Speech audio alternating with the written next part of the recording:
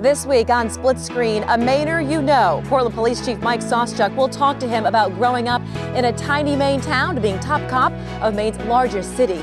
And his work is being sought after by some of the world's biggest art collectors. We'll introduce you to Ahmed Al-Sadani, a Mainer you should know.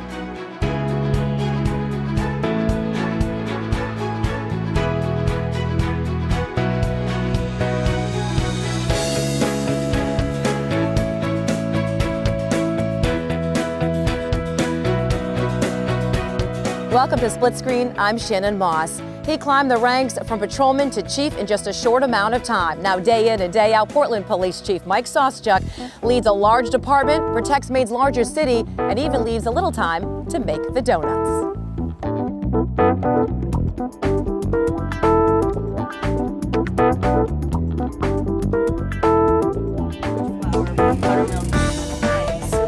And we roll it out till it's about a ½ inch thick.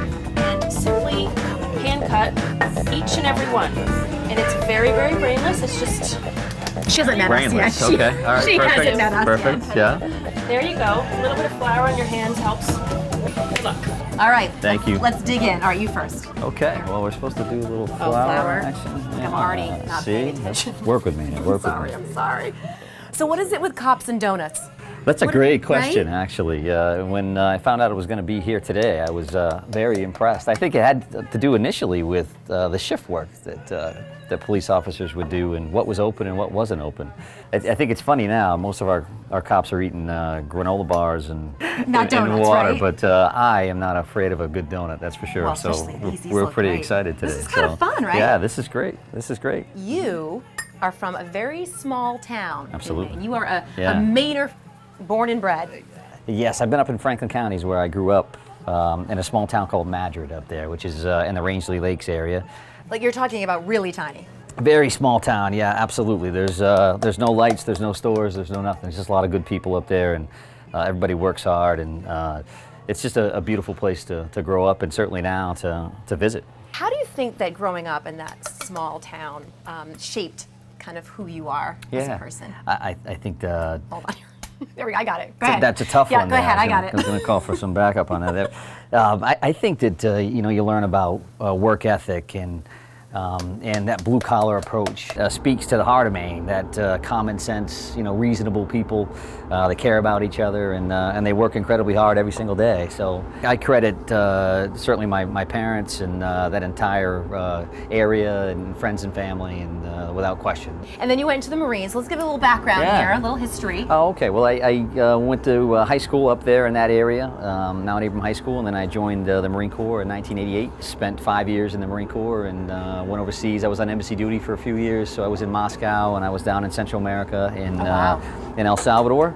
So I spent some time there, and then I came down to Portland in 1993 when I got out of the Marine Corps, and went to the University of Southern Maine, right locally here, with a degree in criminology. That's great. All right, so are we ready for our next step? Yes. And then we're going to get back to... It's much better when they're cooked, so I think we should probably get to we got to cook them? Perfect. Kind of forgot that. See, thank you very much for your expertise. Thanks, Lee. This is perfect. That's why you get... to make That's why you get the owner here to help you out. Always a Marine, by the way, never former or ex, right? Once a Former, Marine, not always. ex. Right, Yes, that's absolutely. That's yeah, the distinguishing. no question about it. Yeah. But then you came back with criminal justice? Yeah, and I was a criminology bachelor's degree from University of Southern Maine, and so I've been with Portland PD since 1997. Right, and you've been on the SRT team, the tactical team, you worked at the Maine Drug Enforcement Agency, you've kind of done a whole bunch of different It's a great department, and there's a lot of options to work internally and to stay fresh and to kind of be well-rounded from a professional development perspective. It's a lot of fun. There's a lot of great stuff to do. It's an incredible career. And did you ever think that you would be the chief of the Portland Police Department? Especially growing up in absolutely Madrid? not. I never thought of it. And actually, when I was at the Portland Police Department, I never thought that I'd be the chief, and I didn't think I'd be the chief making donuts at the Holy Donut either. So that makes for a pretty good day. Well, look at that. His goal has been reached, right? Exactly. What else Exactly. is there to do? Yeah. I've checked off another box, so it's perfect. I know this is just between me and you. Don't tell the citizens of Portland I'm down here making donuts with wearing an apron. I'm not sure how that's going to go over. I don't know, they might like to see that, That could be. You're definitely involved in the community. I am clearly. multitasking here today, absolutely. Perfect. finishing touches. Perfect, I think that's great. And I'm happy to give you a nice warm one on a plate. Ooh, the best Sounds part, good. right? How do you go wrong with that? Eating it, love it, perfect. Perfect. When we come back, the #1 problem police in Portland and throughout Maine are facing.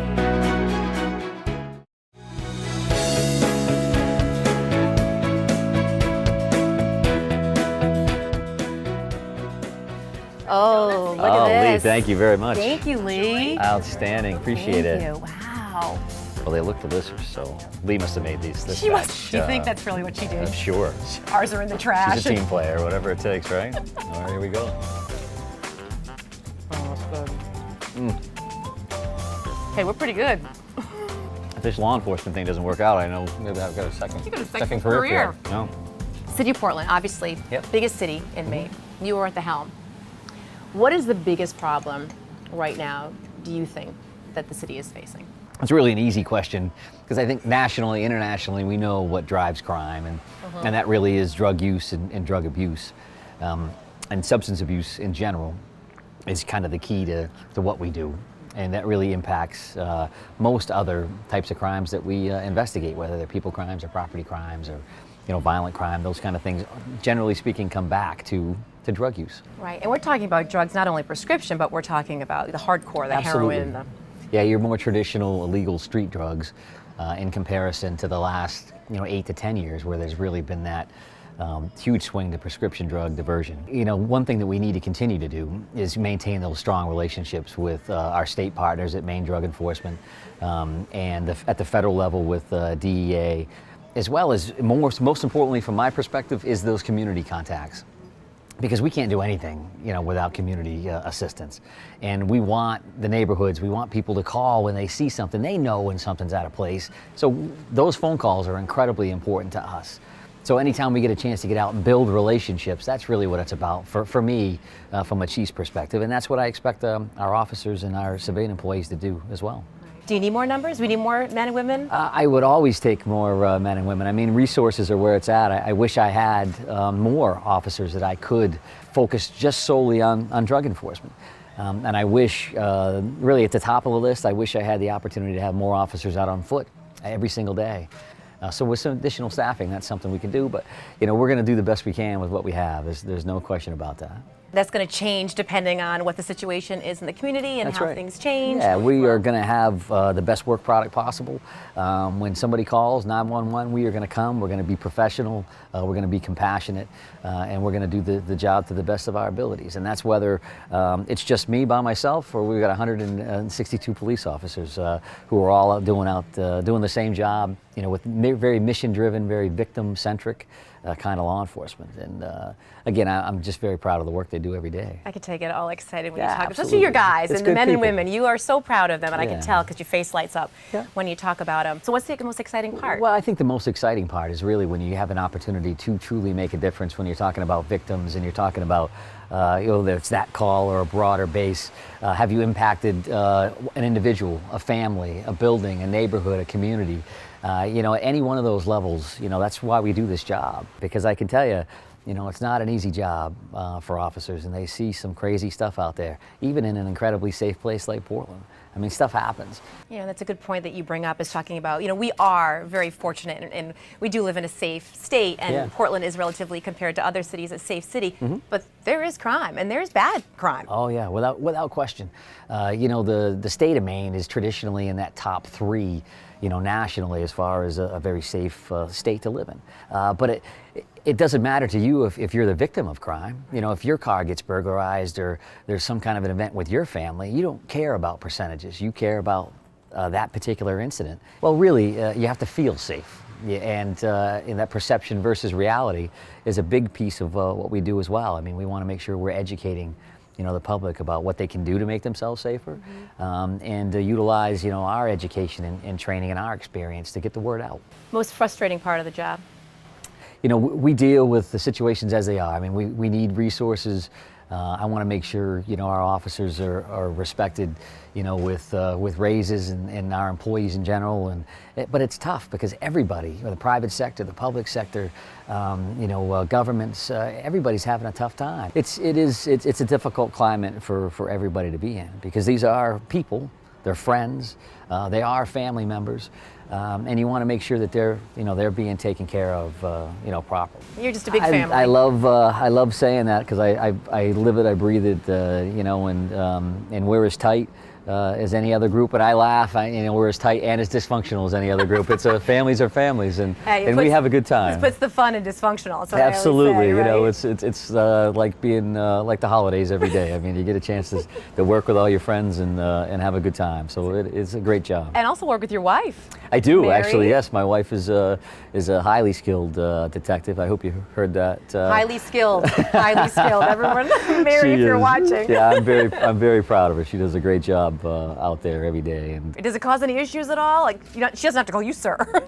No, God, no. There's a running joke that I'm the chief of police and she's the 5-star general. I mean, there's no confusion.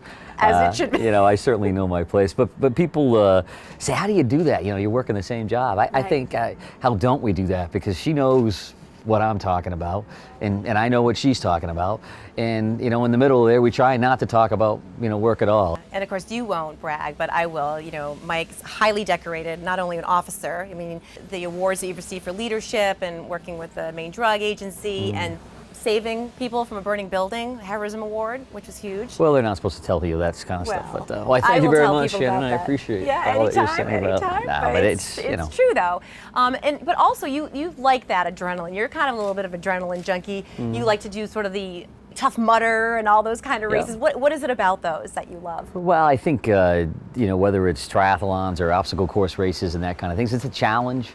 You always want to challenge yourself. If you're stagnant in life, then that's not the way to live. I mean, you want to always try to better yourself, always try to do that next thing. It's a lot of fun. It's things you can do with family and friends, and that's what I really enjoy about it. All right, well, I always say my really important questions for the end. Great. So, what was your favorite cereal as a child? I'm not a big cereal fan. Yeah, Captain Crunch? No, I'm not a big breakfast fan at all. You give me some donuts like these, then that could change. Absolutely. All right, let's see. Favorite 80s rock band? Let me think. In the 80s, it would have been high school. So were you rocking the parachute pants? Yeah. In Franklin County, we weren't rocking the parachute pants. No, that's not something. Did the 80s not hit Franklin County? We were very lucky that that wave never came through Franklin County. It's a blue jeans community, and always will be, and we're thankful for that. So there are no incriminating photos of Mike wearing parachute pants from the 80s. All right, we gotta have a favorite athlete. I liked the whole Michael Jordan era, a true winner, somebody that was very driven. You look at people like Michael Phelps, nowadays, and what he's doing, certainly what he did for the country, as well as what he's doing now with some children's foundations and things like that. There's a lot of great folks out there that are working hard on behalf of their communities from a different level. I mean, we've got some great people locally. I mean, you talk about Seth Westcott, and from a Franklin County perspective, on the Sugarloaf Mountain, I've skied that 100 times, and there's a lot of good people that are out there. Beach or the woods? I think I know the answer to that. Yeah, I'm a woods guy, and if you can find a river in the woods where you've got a little beach space, I mean, you can't beat that, right? You're double dipping. So that's where you'll find us if we've got some time off. Perfect. Well, cheers. Absolutely. Thank you very much. Appreciate it. Thank you. Moving forward, Chief Sauschuck hopes to continue building relationships and making a difference in the community.